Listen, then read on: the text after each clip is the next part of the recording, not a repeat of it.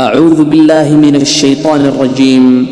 بسم الله الرحمن الرحيم. يا أيها النبي إذا طلقتم النساء فطلقوهن لعدتهن وأحصوا العدة واتقوا الله ربكم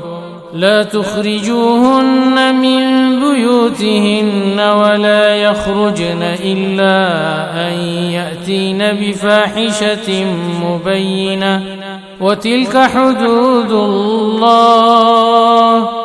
ومن يتعد حدود الله فقد ظلم نفسه لا تدري لعل الله يحدث بعد ذلك أمرا فإذا بلغن أجلهن فأمسكوهن بمعروف أو فارقوهن بمعروف وأشهدوا ذوي عدل منكم وأقيموا الشهادة لله ذلكم يوعظ به من كان يؤمن بالله واليوم الآخر ومن يتق الله يجعل له مخرجا ويرزقه من حيث لا يحتسب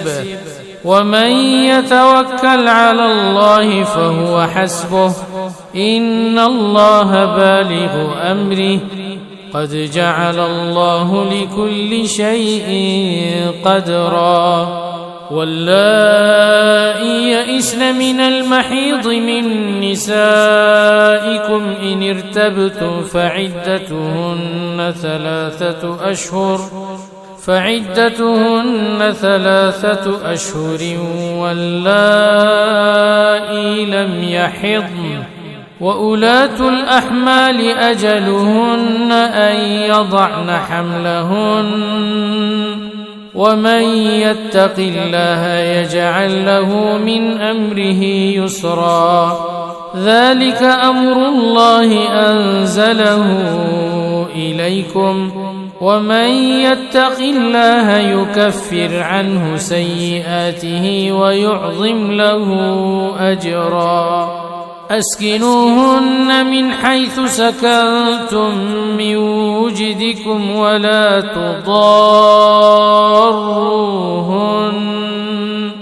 ولا تضاروهن لتضيقوا عليهن وإن كن أولات حمل فأنفقوا عليهن حتى يضعن حملهن فإن أرضعن لكم فآتوهن أجورهن وأتمروا بينكم بمعروف وإن تعاسرتم فسترضع له أخرى لينفق ذو سعة من سعته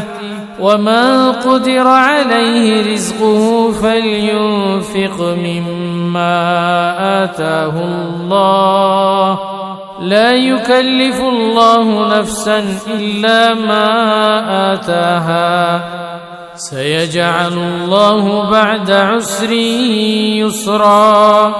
وكأي من قرية عتت عن أمر ربها ورسله فحاسبناها حسابا شديدا وعذبناها عذابا نكرا فذاقت وبال أمرها وكان عاقبة أمرها خسرا أعد الله لهم عذابا شديدا فاتقوا الله يا أولي الألباب الذين آمنوا قد أنزل الله إليكم ذكرا رسولا يتلو عليكم آيات الله مبينات ليخرج الذين آمنوا وعملوا الصالحات من الظلمات إلى النور ومن يؤمن بالله ويعمل صالحا يدخله جنات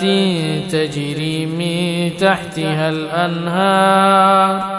يدخله جنات تجري من تحتها الأنهار خالدين فيها أبدا قد أحسن الله له رزقا الله الذي خلق 7 سماوات ومن الأرض مثلهن يتنزل الأمر بينهن لتعلموا أن الله على كل شيء قدير وأن الله قد أحاط بكل شيء علما